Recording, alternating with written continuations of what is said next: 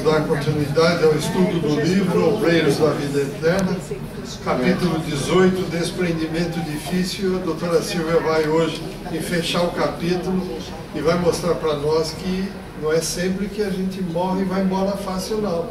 Coisa complica. Vamos ver o que ela vai dizer para nós. Boa noite. Tá tudo bem aí? Estão ouvindo bem? Então tá bom. Bom, então hoje a gente vai encerrar o capítulo e a gente vai falar um pouquinho mais sobre as questões da eutanásia, ortotanásia, distanásia, o que é eutanásia passiva, o que é eutanásia ativa, o que é suicídio assistido, para a gente ter um pouco mais de ideia de todos esses termos, né? E que a gente possa aprender um pouco mais sobre o desencarne. Como a gente viu, a gente está dentro de um hospital público, com vários leitos, né, sem separação entre os leitos. A gente tem como espíritos magnetizadores o nosso Jerônimo, né, que, junto com o André Luiz, o Padre Hipólito, a Luciana. E a gente tem o companheiro espiritual de Cavalcante, que é o Bonifácio, que está sempre do lado dele. E ele está, então, nessa enfermaria.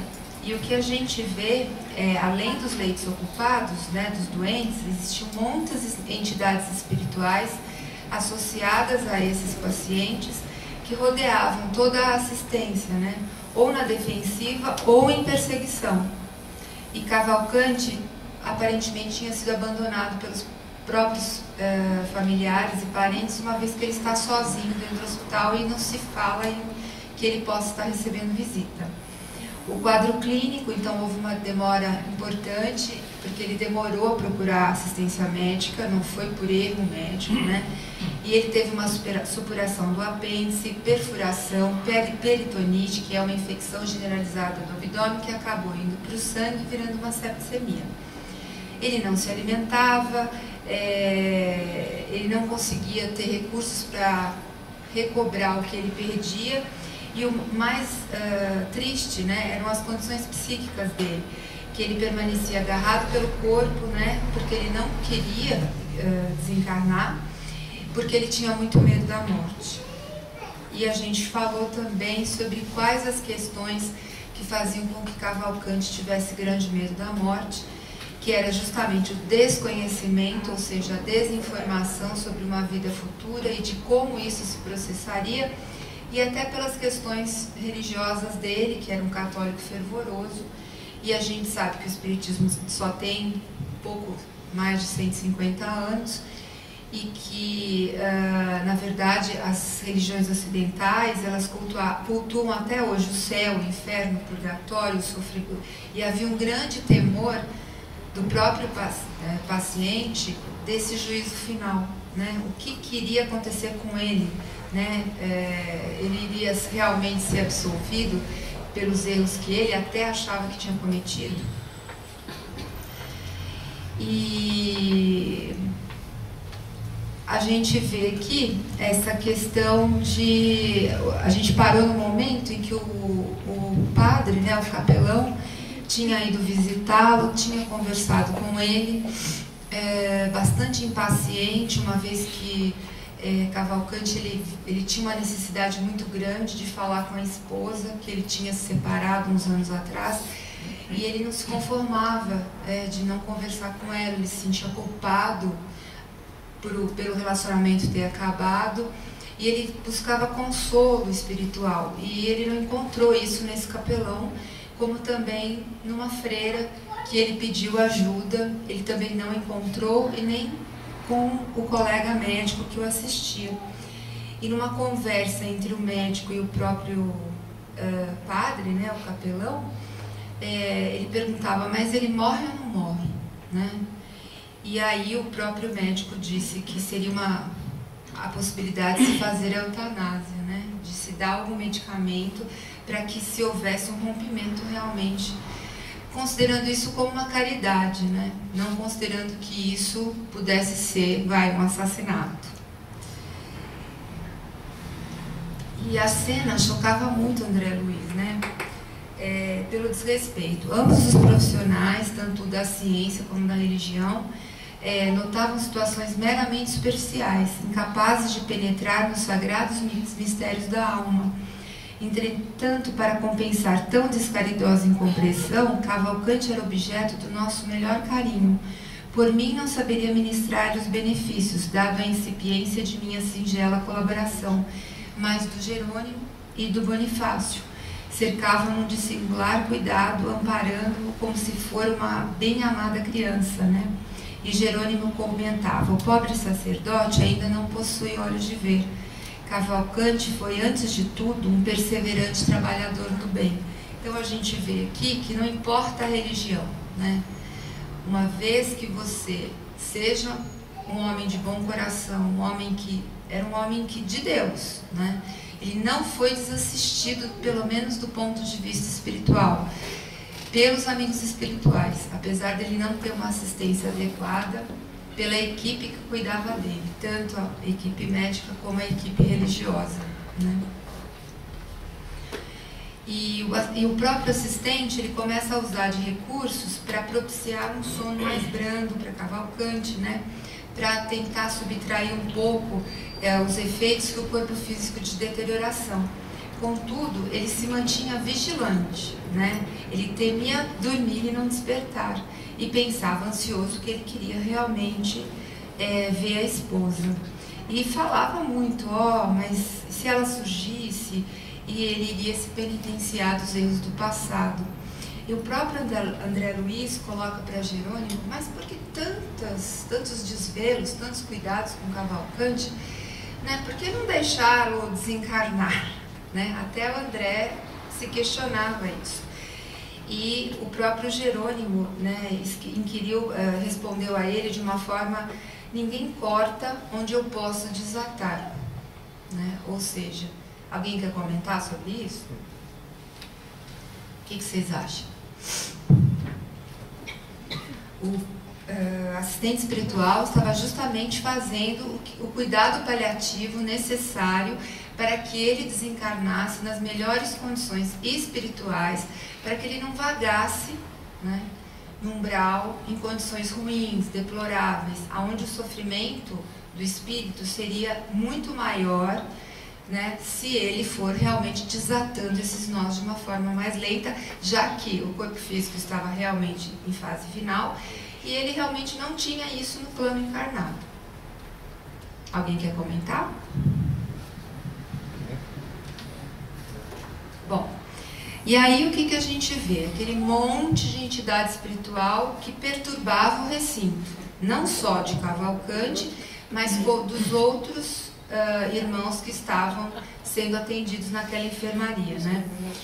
Cavalcante insistia mentalmente em suas orações na presença da esposa que o abandonara, sem saber, porém, né, que ela já tinha desencarnado com a sífilis. Jerônimo decidiu, então, precipitar um pouco o processo. Ele foi lá e cortou um desses fios que nos ligam ao nosso corpo perispiritual e, de repente, naquele abdômen que estava extremamente fragilizado, né, com muita infecção, começou a ter uma hemorragia intestinal. E essa hemorragia começou a ficar ininterrupta, né? E pediu então a Bonifácio que trouxesse ao recinto a companheira desencarnada, porque de alguma maneira haveria esse acerto de contas que não houve no plano encarnado. Agora imagina só, esse homem que tinha sido um homem bom, quem decidiu pela separação não foi ele, foi a própria esposa. Imaginemos nós que não acertamos a conta com o nosso inimigo. E no momento da desencarnação, nós vamos realmente estarmos diante da nossa consciência, não é nem da cobrança dos amigos espirituais. Veja que a esposa não estava perto dele, ela estava longe, apesar dele chamar por ela, não havia uma ligação mais, né? Imaginemos nós o quanto iremos sofrer se a gente realmente não se acertar com aqueles que magoamos ou que não nos acertamos, sejam nossos parentes, sejam amigos, seja nosso esposo, a nossa esposa, o nosso companheiro, nossa companheira, e o quanto o momento do desencarne vai ser importante para que esses laços possam estabelecer no momento da desencarnação. Doutora Silvia, só lembrando, essa parte é muito importante, porque o próprio Jesus disse que a gente tem que se acertar com aquele adversário enquanto estivermos a meio. E hoje a gente falou das condições da prece. Essa é a terceira condição da prece. E lá, o maior sacrifício que importa a Deus. Ele vai lá, se acerta com o adversário e depois vem fazer a sua prece. E a Narcisa fala exatamente para o André Luiz isso no Nosso Lar, quando ele encontra aquele rapaz prejudicado por ele e pelo pai enquanto encarnado, que ele encontra aquele samaritano, lembra? Aproveita agora para falar com ele, pode ser que você nunca mais o veja. Sim. E aí ele faz isso, é exatamente essa questão aí. Teve que ser desencarnado, ou seja, em algum momento nós vamos nos colocar nessa situação, né, de nos defrontarmos com essas pessoas que estiverem em nosso caminho, que muitas vezes nós podemos nunca mais ver.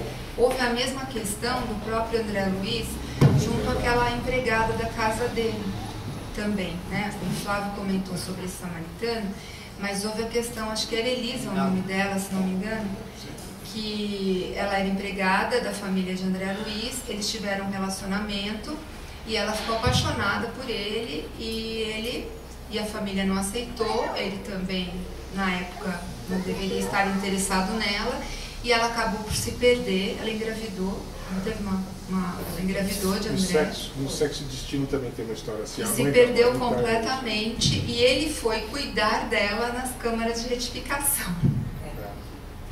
A própria consciência dele o levou até Elisa para tentar se acertar e se acertou com ela no tempo que ficou nas câmaras de retificação junto a Narcisa. Foi uma boa lembrança, acabei me recordando disso. No Sexo e Destino tem um exemplo igual, né? Opa. Voltou? Não. Tá fraquinho. Tá fraquinho. No Sexo e Destino tem um exemplo igual. E você me fez lembrar do documentário, aí quem conta é a filha do Sobral Pinto, grande advogado. E o Sobral Pinto não aceitou um cargo importante na República, porque na linguagem que ele utilizava daquela época, porque ele havia prevaricado. Prevaricado não é assaltar os cofres públicos. Ele desrespeitou Dona Maria José, sua esposa. E na hora que a Dona Maria José está morrendo, na concepção dele, se encarnando para nós, ele obtém o perdão. E ele sai do quarto e dizendo para os filhos, finalmente consegui que sua mãe me perdoasse. Então é uma coisa que você assiste aquele documentário, é marcante, exatamente ao contrário, mas é exatamente esse exemplo. Então ele precisava, não era ele que estava desencarnando, mas ele precisava do perdão dela. É interessante a gente lembrar. É uma questão daquilo que fica plasmado na nossa mente perispiritual, né? Ali ele não conseguiu se acertar com a esposa achando que ele era o culpado. Ele não era, mas ele era realmente uma mente ingênua, né? E ele estava ligado e atado a essa situação que o prendia ainda mais ao plano encarnado. E aí, né, o enfraquecimento do enfermo, né, em poucas horas, ampliaria o quê? As percepções visuais. E aí ele começou a ficar o quê? Desdobrado. Ele estava muito mais para o plano espiritual do que para o plano encarnado. E com isso, ele começaria a ver como se fosse um médium, né? Ele não, como seria um exemplo assim, ele nunca teria sido um médico clarividente, e a partir do momento em que ele sofre essa questão do desdobramento, onde os fios estão sendo realmente quebrados, ele começa a ver as coisas que estão acontecendo em volta dele naquela enfermaria. E desse modo ele poderia ver a própria esposa, né, antes do processo da desencarnação. Então o relógio assinalava poucos minutos além do meio-dia, quando André e o assistente se ausentaram do hospital para ali retornar mais tarde. E a enfermaria estava repleta de cenas deploráveis, né? Entidades inferiores retidas pelos próprios enfermos em grande viciação da mente, postavam-se em leitos diversos, infligindo-lhes padecimentos atrozes, sugando-lhes vampirescamente preciosas forças, bem como atormentando-os e perseguindo-os. E então, desde o início, a gente vê André pensando justamente em melhorar esse ambiente, né? Fazer com que isso pudesse ajudar, né, o próprio Cavalcante. E o assistente Jerônimo lhe disse que era inútil qualquer esforço extraordinário, porque os enfermos, em face da ausência devido à viciação mental, eles não conseguiam, por mais que eles tirassem essas entidades que estavam ao lado dos doentes, eles voltavam, porque existia realmente uma atração psíquica. Então vejam, a gente tem essa atração psíquica encarnado e desencarnado, ou seja, encarnado encarnado, encarnado desencarnado ou vice-versa. E se a gente não mudar a nossa forma de pensamento, o nosso hábito vicioso em pensar, a gente vai continuar atado a essas entidades espirituais pelo próprio céu, pelo próprio inferno que a gente cria na nossa mente, né? E essa cena deplorável que a gente acaba vendo. E veja, o próprio André, ele refere que ele teve enorme dificuldade, né, para conseguir realizar os deveres que ele tinha que realizar. Porque os próprios desencarnados o afligiam intensamente, porque ele estava muito próximo a Cavalcante, só que no estado desencarnado, né? E eles pediam toda sorte de benefícios, reclamavam melhoras, explodiam em lamúrias, né? Sereno e forte, Jerônimo conseguia trabalhar de mente centralizada na tarefa, inacessível às perturbações exteriores, mas André não alcançara ainda semelhante poder. Então aqui a gente tem uma foto, né, dessas entidades espirituais atrapalhando o tratamento do nosso Cavalcante, né? E André Luiz falava assim, né, que os pedidos e os lamentos, os impropérios feriam minha observação, impedindo-me de conservar a paz íntima, né? Isso, quem já esteve no hospital, ou, né, quem é médico, quem faz atuação, a gente sente, né, e tem mediunidade, ou mesmo sem ter a mediunidade, muitas pessoas falam que o hospital é um lugar muito pesado. E na verdade não é, né? O hospital, como o próprio nome diz, é um grande lugar onde se tratam doentes da mente, doentes do espírito, e aonde se reúnem esses espíritos, aonde existe esta conexão mental.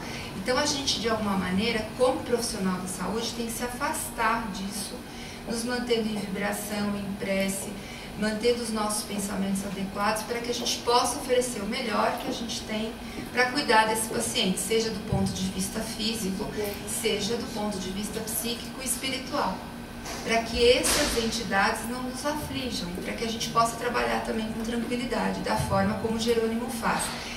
Nós sabemos, por exemplo, que o Chico era um médium que ele ouvia os dois planos, né? Ele tinha o contato de toda a espiritualidade falando no ouvido dele, como ele tinha a percepção que nós temos dos encarnados. Agora, quem de nós teria essa condição?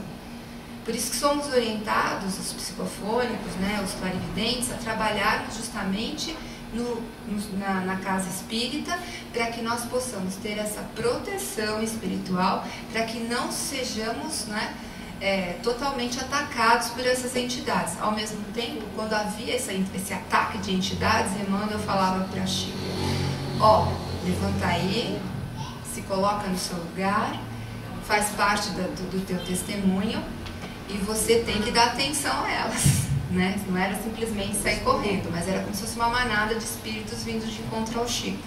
E é mais ou menos essa situação, numa outra escala muito maior, a que o nosso querido Chico passava. E o agonizante, então, ele inspirava muita dó, né? Abriram-se, então, esses centros psíquicos, ele começou a enxergar os desencarnados, né? E assim, os outros enfermos o encaravam muito amedrontados, né? Porque ao mesmo tempo ele estava encarnado e não. E ele tinha aquela cara de sofrimento, inconsciente, começou realmente a achar que ele estava no inferno ou então no hospital psiquiátrico. E gritando, desesperado, né? Achando que realmente eram demônios. E mais uma vez ele ministrou paz, o Jerônimo tentando acalmar o nosso paciente. E aí nós temos assim um reencontro com a esposa, que realmente nós acreditávamos, né, a equipe espiritual acreditava, queria aliviar um pouco esse peso que ele sentia em relação a ela por não conseguir se desvencilhar dos pensamentos que ele tinha em relação a ela. E ele pede perdão a ela, né? Perdão, e ela mesma não entende por que ele está pedindo perdão. Ele diz que foi injusto, que ele na verdade não deveria ter frequentado tanto o centro espírita, que ele não deveria ter se dedicado tanto às tarefas do bem. Quantos de nós somos colocados nessa situação, uma vez que em casa não temos um companheiro que tenha a mesma, não é nem religião, né, mas que não acredite que a frequência ao tempo religioso, que a prática do bem seja uma norma na nossa vida, né? O quanto nós não ouvimos assim, mas de novo vai lá, de novo vai fazer palestra, tá virando isso uma coisa obsessiva, né? Você virou um carola, o carola de centro, o carola da onde você não é, mas tudo bem. As pessoas não entendem que realmente é aqui que a gente está fazendo ao que veio fazer, né? E isso cria, o próprio Cavalcante era chamado de padre, né? O padre sem batina, e ele pedindo perdão justamente porque ele descuidou dela. E ele se apaziguou de alguma maneira, né? Porque ele pediu o perdão que ele queria pedir. E aí nós temos a equipe médica vendo que, né, e o André pensando que é o delírio precedendo o fim, né? A equipe médica começa, ele está delirando, está vendo a esposa, está conversando com ela, está pedindo perdão para a esposa, né? E mais achando que realmente ele estava num processo final, e estava, né? Nesse momento, eles afastam a figura da esposa, né? Acreditando que com isso ele vai ficar mais calmo, só que a própria esposa começa a gritar, né, o nome dele, e aí ele cria aquela conexão de novo e começa a gritar, volta, Bela, volta, e volta, e volta. Aí a equipe médica fala, realmente o paciente está no fim, é realmente o momento dele ser aliviado e vamos praticar a eutanásia. Isso é falado ipsis literis no nosso relato. Sem perder a serenidade otimista, o orientador explicou a André Luiz a carga fulminante da medicação que vai ser administrada ao paciente para o descanso, por atuar diretamente em todo o sistema nervoso, interessa os centros do organismo perispiritual, ou seja, vão afetar também, né, essa ligação que existe entre o corpo espiritual, perispiritual e o corpo físico. Cavalcante permanece agora colado a trilhões de células neutralizadas, dormentes, invadido ele mesmo de estranho torpor, que o impossibilita de dar qualquer resposta ao nosso esforço. Provavelmente só poderemos libertá-lo depois de decorridas mais de 12 horas. Seria mais ou menos como um paciente anestesiado. Ele tem a consciência daquilo como ele está, só que ele está com todas as células neutralizadas, né? Então ele não consegue mexer, ele não consegue falar. Por isso que durante a anestesia, além de você provocar um relaxamento muscular, você cega para haver uma desvinculação do paciente momentaneamente dessa questão do torpor. Mas muitos até se lembram do que aconteceu nessa fase aí que você está sendo anestesiado. Até falam sobre verem o corpo, porque ficam naquela situação de desdobramento. Aqui o paciente, né, na verdade já tinha aplicado a droga que causou a morte dele, mas ele está totalmente ligado ainda perispiritualmente ao corpo. E aí nós vamos falar algumas coisas, eu até gostaria que alguém comentasse. O que vocês acham então que é morte natural? Melhor, não é? Então vamos lá, o que é a morte natural? É o que sobrevém pelo esgotamento natural dos órgãos, ou seja, os órgãos vão se deteriorando, há uma insuficiência dos órgãos, pode ser em consequência da própria idade, pelo envelhecimento ou pelo esgotamento do fluido vital, por uma decorrência, por uma doença física ou por um hábito, né? Então a gente vê que você pode, que aí seria o suicídio indireto, ok? O que é ortotanásia? Alguém sabe alguma coisa? Gostaria de falar? Houve muita crítica sobre essa definição de ortotanásia. Muitos diziam, inclusive, que era um tipo de eutanásia, mas agora modificou-se o conceito, porque, do ponto de vista médico, a ortotanásia tem um significado, do ponto de vista de advogados, né, o termo na questão jurídica, ele é considerado como se fosse uma eutanásia passiva, mas na verdade não é. O termo ortotanásia para a área médica, na linguagem médica, significa morte no tempo correto. Seria a mesma coisa que a morte natural. É um procedimento que visa a humanização da morte, sem a utilização de meios para abreviá-las, mas também sem atitudes desproporcionais que procuram manter o indivíduo vivo, sendo que já houve esgotamento do fluido vital e dos órgãos vitais, né? Sendo diferente aquilo que significa para a questão jurídica. E aí vamos, o que é a eutanásia? Ela pode ser ativa, ou seja, como nós observamos que foi utilizado um método, né, um medicamento para abreviar a vida, ou passiva, deixar de utilizar ou suspender o suporte que mantém a vida, né? Seria o caso, por exemplo, do paciente estar entubado e o paciente ser retirado do respirador. Isso é uma questão que a gente passa como médico. Eu realmente nunca aconteceu de eu estubar um paciente, né? Porque existe uma forma de você diminuir, vamos dizer, aliviar o sofrimento do paciente, melhorar as condições, sem que ele sofra, para que ele vá se desligando daquele corpo, sem a necessidade de passar por um momento de falta de ar importante, né? Uma vez que você tira o ventilador, uma vez que você entubou, está entubado, né?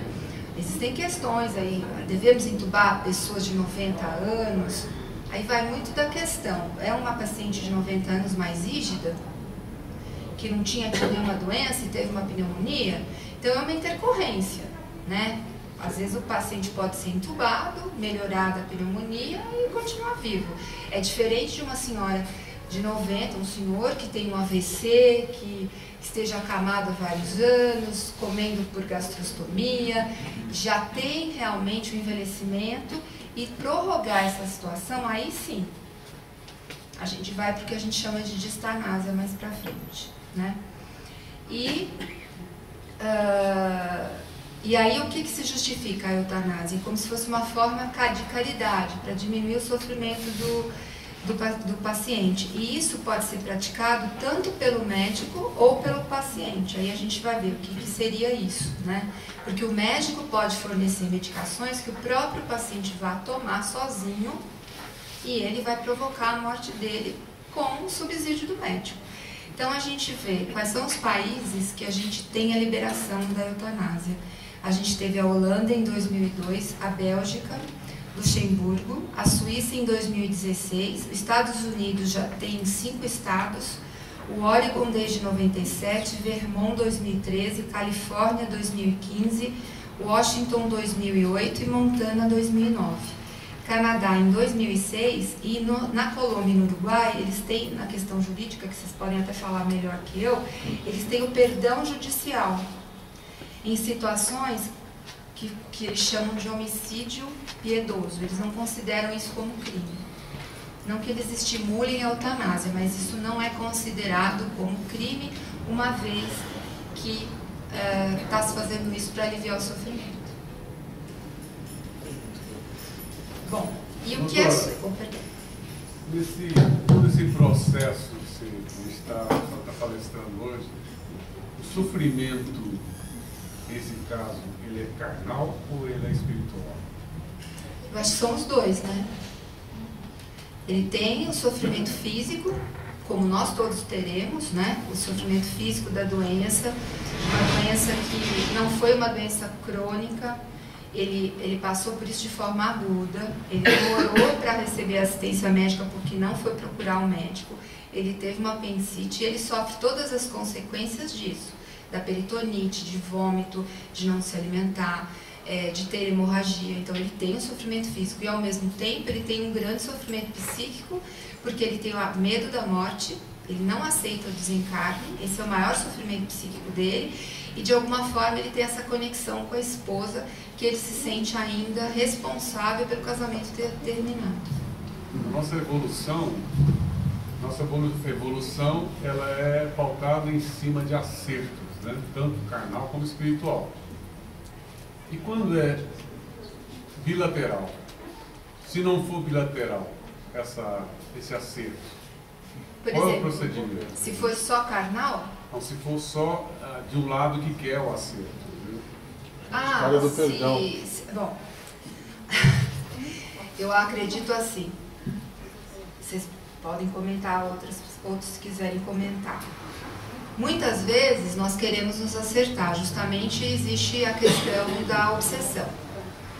Mas sempre na obsessão é dos dois lados, não é um só. A gente fala, ah, não, é ele que está insistindo porque ele tem raiva, porque está me obsediando, porque... Não, na verdade existe uma relação entre essas duas criaturas que os conectam, seja de um que não quer dar o perdão, seja do outro que não quer pedir perdão. Então, na verdade, a conexão raramente será de um só, é dos dois. Cada um faz a sua parte. Sendo dando perdão ou pedindo perdão. Existe a necessidade do acerto. Se a gente tem parte para esse acerto, a gente fazendo a parte da gente, né? Sem dúvida. Como é que faz? Né? Sem dúvida, mas o momento certo haverá desconexão dessas criaturas. Muitas vezes há necessidade, às vezes, de passar uma vida junto a um obsessor. Sabe lá o motivo, sabe lá o que fizemos em outras reencarnações e somos perturbados por essas criaturas. Então não é simplesmente o nosso exemplo, né, irá levar o outro que está desencarnado a realmente acreditar que melhoramos, né? Comentamos já sobre isso, né, de questões onde os espíritos nem têm raiva propriamente de nós, mas eles não acreditam que mudamos. Eles muitas vezes comentam, ah, isso é fingimento, na verdade a pessoa não é assim. Isso aí é o cara. Ele ainda é aquela pessoa do passado, então às vezes precisamos provar e provar, não só ao espírito, mas na verdade à lei, né? Porque nada mais é do que um acerto com a lei, não existe acerto entre espíritos, mas sim com a lei. Uma vez que realmente, né, nos acertamos com a lei, a desconexão será natural. Podemos dizer que o cumprimento das leis dos homens é uma aproximação das leis de Deus? Nossa, é tão complicado. Olha, a nossa legislação só melhorou por causa do Marquês de Beccaria, que trouxe os preceitos do Cristo para a legislação penal, o seu famoso dos delitos e das penas, e suprimiu a ideia da vingança. Então, ele fez uma aproximação. Se você vai ler, para quem é da área jurídica, é mais fácil. Existe uma coisa no direito que chama interpretação sistemática. Você usa vários métodos para chegar à conclusão do que o direito está dizendo. Histórico, gramatical, a finalidade da norma, etc. Sabe qual é o maior compêndio de direito de interpretação sistemática que eu conheço? Eu já li várias coisas. Chama-se Evangelho segundo o Espiritismo. Lá, as leis morais estão explicadas de uma maneira que a gente não percebe. E dentro do Evangelho segundo o Espiritismo, existe um trechinho, vocês precisam me ajudar, eu estou sem o PDF aqui, que se a gente não consegue o perdão do outro, pelo menos a gente coloca o bom direito do nosso lado. Está no capítulo do Evangelho que fala da perdão das ofensas. Porque a gente não pode achar, e isso é uma dúvida que eu tenho, e aí pergunto para vocês, né? A gente pecou, e o Fernando Seixas, nosso companheiro querido, sempre falava, temos que reparar. Você foi, trabalhou e quis reparar. Mas o outro não quer saber da reparação. Tem uma hora que nós vamos ficar presos nisso, ou o pai na sua vai nos liberar. Em algum momento. Em algum mas momento. O momento de Deus talvez não seja o Não nosso seja momento. o nosso. Agora, no livro que a doutora Marlene nos trouxe, que é aquele verdadeiro compêndio sobre a nossa vida no além, tem o sujeito que está lá, subindo na caravana do Bezerra de Menezes. Quando ele chega perto da ponte iluminada, começa a gritar para ele: assassinos não passam. E aí o Bezerra fala para ele: você pagou a dívida. Com 30 anos de trabalho na caridade. Então, a gente está muito longe de saber o que é a justiça divina. Agora, quando a gente se aproxima do Evangelho, o Evangelho prega o quê? A gente atenuar as coisas. Então, a gente saiu da lei de Italião. Com a nossa possibilidade, né? Uma vez que nos dedicarmos àquilo que estamos fazendo, no trabalho ao bem, no nosso real arrependimento daquilo que fizemos, não virando uma auto-obsessão, e sim com consciência do que realizamos no pretérito. Acredito que, por mais que o outro não queira nos perdoar, em algum momento existe a desconexão, porque a conexão é com a lei divina, maior do que com qualquer outra situação. E falando ainda do direito, não podemos esquecer que em alguns locais nós temos a pena de morte. Então o direito nesses locais estão completamente longe daquilo que é o correto, né? É a vingança, né? O indivíduo assassinou, sei lá o que fez, né? Um crime hediondo, que é considerado hediondo. Da mesma forma, o aborto? Da mesma forma, né? É um assassinato. Você provoca a morte de um indivíduo inocente ainda, né? Porque o seu corpo não é o corpo que está dentro de você. Nós sabemos exatamente que o corpo que vai reencarnar, independente de ter espírito ou não, não é o seu corpo. Não podemos determinar a quem quer que seja aqueles milhões de células que virarão o indivíduo, né? O aborto, porque estaremos afetando não ao nosso corpo, e sim ao corpo daquele que está reencarnando. São situações muito parecidas. Alguém mais quer falar? Agora vamos lá. O que é suicídio ou morte assistida? Suicídio praticado com a ajuda de um médico, que foi aquilo que a gente comentou, de uma forma intencional, onde é disponibilizado a pessoas informações ou os meios necessários para cometer o suicídio, incluindo aconselhamento sobre doses letais de fármacos e a prescrição ou o fornecimento desses fármacos, e é praticado pelo próprio paciente. Aquele outro termo que eu comentei com vocês, que seria a distanásia, que é o prolongamento desmedido. A gente vê muitas situações em UTI de pacientes que realmente não estão mais ligados ao corpo. Na verdade estão, porque enquanto houver a vida, existe o fio de prata. Mas que existe o prolongamento da vida do paciente, medidas descabidas, que a gente vê como descabidas e que prolongam o sofrimento daquela alma, na verdade, né? Isso é o que a gente chama de distanásia. Alguns, inclusive, fazendo isso para ganhar dinheiro, né? Infelizmente. Hospitais, né? Médicos que mantêm o paciente vivo porque é uma forma de ganhar dinheiro desse paciente, né? Não se preocupando nem com a família, o grande sofrimento que isso afeta a família, como ao próprio paciente, não olhando aquele indivíduo como uma alma, né? E sim como um corpo. Bom, eu trouxe alguma coisa falando do nosso Dr. Gilson, que é o nosso atual presidente da AME Brasil, sobre algumas resoluções do CFM que vão de encontro àquilo que a gente considera como verdadeiro e que foram respostas que nós demos ao próprio CFM. Isso foi publicado na Folha Espírita em 2006, né? Então, o que ele fala aqui? O Conselho Federal de Medicina, o CFM, instituiu então essa resolução em diário oficial, apontando que na fase terminal de enfermidades graves e incuráveis é permitido ao médico limitar ou suspender procedimentos e tratamentos que prolonguem a vida do doente, garantindo-lhes os cuidados necessários para aliviar os sintomas que levam ao sofrimento na perspectiva de uma assistência integral, respeitada a vontade do paciente ou do seu representante legal. É mais ou menos como a gente tem aquelas questões que as pessoas assinam procuração para não serem entubadas. é uma forma de suicídio, tá? Porque não seria? Uma pessoa de 40 anos que assina um papel, não estou falando uma pessoa de 90 anos, tudo tem que ser visto, né? Tudo é bom senso, é totalmente diferente. Aí é uma questão assim, eu estou acompanhando aquele paciente, é meu paciente há vários anos, tem um câncer de pulmão, eu já fiz isso junto com a família, vamos acompanhando o paciente até a fase terminal dele e optamos por não intubar. Isso é uma outra situação.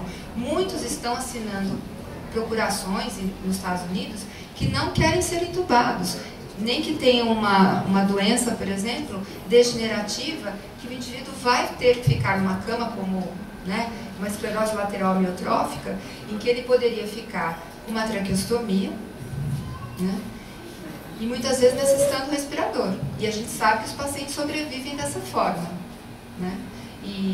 E aí vem essas questões que a gente tem que refletir muito sobre isso. É permitido em alguns locais que isso seja feito, né? E ele continua. No meio dessa discussão estão os pacientes, que ficam perdidos com tantos conceitos confusos e interpretações particularizadas. A situação se apresenta da seguinte forma: de um lado temos a eutanásia, que pode ser ativa, com o uso do método para abreviar a vida, ou passiva, deixar de utilizar ou suspender o suporte que mantém a vida, como sendo uma forma de provocar a morte e evitar o sofrimento do paciente.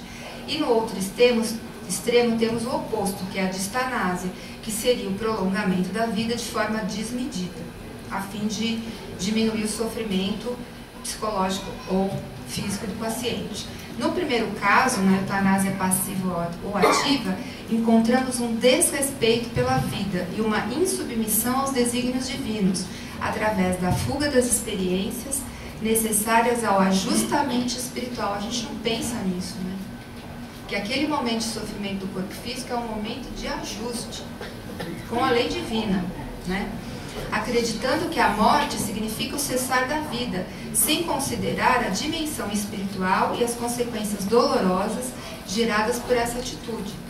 Não entendendo o propósito profundo da existência, creem que a vida serve apenas para gozar, sendo a morte a solução final diante do desespero e do despreparo diante do sofrimento do desencarne. No segundo caso, que é a distanásia, a morte é um mal que deve ser superado a qualquer preço. É o exagero no sentido oposto, como consequência do medo aterrorizante perante a inevitabilidade da morte física, a única certeza absoluta da existência humana. Então, nós consideramos o seguinte, que a morte é algo natural e não se justifica a sua recusa absoluta. Os cuidados designam-se por cuidados paliativos e devem favorecer os pacientes a uma morte digna, amparados pela família e pelos amigos. É muito triste ver pacientes morrendo em UTIs longe dos seus, sem o conforto das palavras amigas e dos recursos das preces e das leituras edificantes junto ao seu leito. Precisamos refletir muito sobre a necessidade da humanização da morte e do morrer. Doutora, no caso, meu pai teve câncer ósseo, né? E ele, lá no estágio final da doença, ele precisava ser medicado, né? Medicações fortíssimas por conta da dor. Aí tivemos que assinar um papel. Com o tempo, aquela medicação ia chegar uma hora que ia parar o rim, né? E o médico conversou com a gente que se isso acontecesse e ele tivesse uma parada cardiorrespiratória, ele não iria reanimar meu pai. Todos nós chegamos que essa conclusão era melhor porque as dores eram muito intensas, né? E por muito tempo eu sofri muito por conta disso, não no começo, mas depois de um tempo, achando que isso foi uma distanásia. Não, ao contrário. A distanásia, você considerou que foi uma eutanásia. Distanásia seria se você continuasse prorrogando a vida dele, apesar de todo o sofrimento físico. Porque, veja, o uso das drogas, inicialmente morfina via oral, morfina endovenosa, depois os midazolans, tudo isso são para quê? Para que exista uma diminuição, não, para um alívio do sofrimento. Se você, por exemplo, entubasse seu pai, porque chegar um momento, com essas drogas, por exemplo, o indivíduo, a primeira coisa que ele faz é entrar em insuficiência respiratória. E você tem que entubar. A distanásia seria justamente a intubação. E a prorrogação da vida, porque o seu pai provavelmente iria ficar 1 mês, 2 meses, porque ele talvez tivesse outros órgãos perfeitos, coração, rim. E a gente tem recursos dentro da medicina, que é a diálise, que é manter um respirador. Isso sim é a distanásia. Na verdade, você paliou seu pai, que é aquilo que o Dr. Gilson disse. Você deu condições, do ponto de vista médico, para que ele fosse assistido da melhor forma possível e que ele partisse. Não houve nem eutanásia passiva, nem ativa, e muito menos distanásia. O médico falou que realmente não intubar, né, que ia deixar chegar a hora, e quando chegasse essa hora... Ele estava em processo de morte. Foi bem humano. Sim. Existe essa assinatura do termo, porque talvez, até para questões legais do próprio médico, né? Mas, por exemplo, eu nunca assinei termo nenhum com o paciente. Isso sempre foi uma coisa fazia parte do tratamento. Né? Era uma questão de relação médico, paciente e família. Né? Mas às vezes, não. Se a pessoa percebe, né? Que cachimbo, quem fuma cachimbo tem a boca torta. Se você percebe que vai dar algum problema para a segurança se existe uma dúvida, que a gente vê que às vezes um elemento da família concorda, mas outros não. Não concorda. Né? Um irmão acha que sim, outro irmão acha que não, a esposa acha que não, e às vezes, eu sei disso porque eu fiz isso com meu pai, né? Meu pai teve um câncer de pulmão, sou pneumologista, fiz o diagnóstico, ele faleceu depois de 2 meses, né? E na verdade eu implorei para o médico fazer ao paliativo, porque o colega não queria fazer. Ele queria deixar que ele sofresse as consequências, porque ele ia entrar em insuficiência respiratória ou ele ia ter hemorragia. E ele não aceitava a paliação. Ele era um oncologista, não existe tratamento paliativo em Santos. Luiz foi uma pessoa, Luiz Augusto, que foi nosso coordenador aqui dos trabalhos de quinta-feira, me ajudou muito. Porque, na verdade, eu prescrevia as medicações e forçava o médico a fazer as medicações, foi ao contrário do que você sofreu. Só que o médico se surpreendeu porque, paliando, ele viveu 15 dias. Administrando as drogas, ele viveu mais 15 dias. Ele só desligou 2 dias antes de se encarnar. Até 2 dias antes ele comeu. Né? Teve uma intubação no servidor, ele ficou 48 horas. Ainda ficou vivo, ou seja, mesmo estubando, olha só, que loucura, né? A mesma coisa pode ser válido a nós, parentes do paciente, que tenhamos uma ligação de amor, né? E eu acho que na sua experiência prática pode ver se nós não retemos o desencarne daquela criatura. É possível isso? Nós retermos? Sem dúvida. Ficar lá, não, coitadinho, puxa vida. Sem dúvida, isso é muito comum e, na verdade, existe uma conexão, parece que da família, com esse tipo de médico que quer prorrogar a vida dessa pessoa. Mas aí também não sabemos até que ponto é um reajuste daquele próprio espírito com a família. Temos que entender que esses acertos que nós comentamos anteriormente têm a ver com isso. A família não está preparada. Nós ouvimos isso na questão foi antes do Fábio, foi o próprio Dimas. Ele não tinha preparado a família, apesar de ele ser um homem bom, ser um médium, ser espírita, ele não preparou a família para entender que ele estava desencarnando. E ele foi para o plano espiritual totalmente desajustado. Apesar de ter sido super ajudado, né, porque merecia isso, porque a família não aceitava o desencarne dele.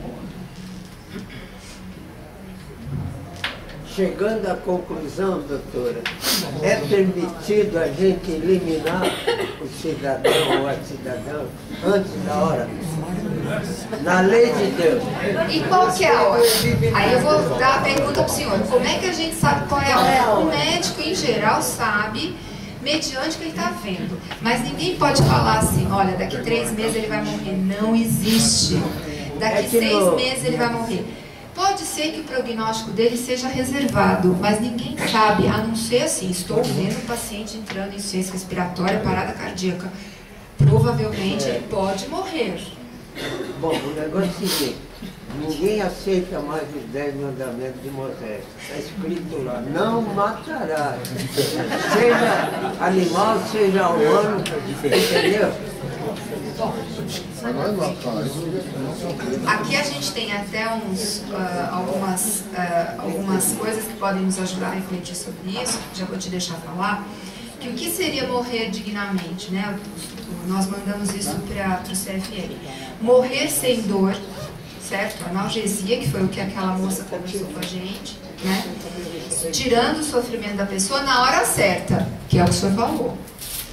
Olha a responsabilidade que o médico tem na assistência ao desencarne do paciente. Da mesma maneira que a gente tem o ginecologista obstetra que recebe aquela criatura durante 9 meses, são 9 meses para o indivíduo reencarnar.